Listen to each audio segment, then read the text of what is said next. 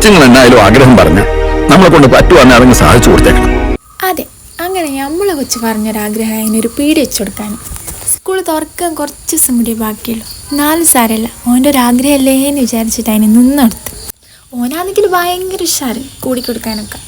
പിന്നെ നമ്മളില്ല കേട്ടോ, നമ്മൾ ഭർത്താ അങ്ങോട്ട് അടുക്കരുതെന്ന് പറഞ്ഞിട്ട് എന്നോട്.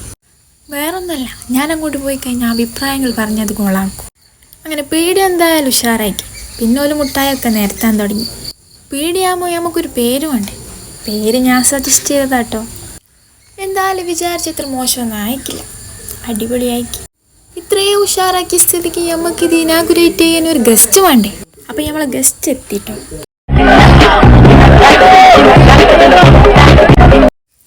ഗസ്റ്റ് ഔട്ട്ഫിറ്റ് മാറുന്നതിൻ്റെ ഇടയ്ക്ക് ചെരുപ്പ് മാറ്റിയിട്ട് ഷൂ മാറ്റാൻ മറന്നുപോയിക്കോ എന്നൊരു സംശയം.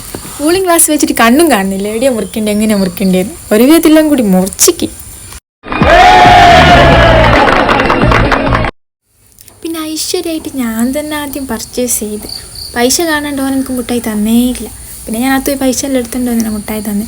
അത് നമ്മൾ പറയുന്ന മുട്ടായി ഒന്നും അവൻ എടുത്തിരുന്നില്ല, ഓൻ്റെ ഇഷ്ടമുള്ള മാത്രമേ എടുത്തിരുന്നുള്ളൂ. അത് കഴിഞ്ഞ് സെലി പോയിട്ട് മുട്ടായി വാങ്ങി 50 റുപ്യ എടുത്തിട്ട് ഒരു ലേസ് എടുത്തോട്ടി.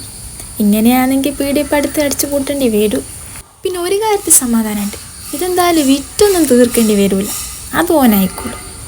ഇഷ്ടംപോലെ സാധനങ്ങളൊന്നുമില്ല, എന്നാലും ഓൻ്റെ സന്തോഷത്തിനൊരു ചെറിയ തട്ടിക്കൂട്ട് പീടിയ. അപ്പോൾ നമ്മൾ പീടിയ ഇഷ്ടപ്പെടിക്കുന്ന എല്ലാവരും സബ്സ്ക്രൈബ് ചെയ്യണേ, ലൈക്ക് ചെയ്യുക, ഷെയർ ചെയ്യുക, കമൻറ്റ് ചെയ്യുക. ടാറ്റാ.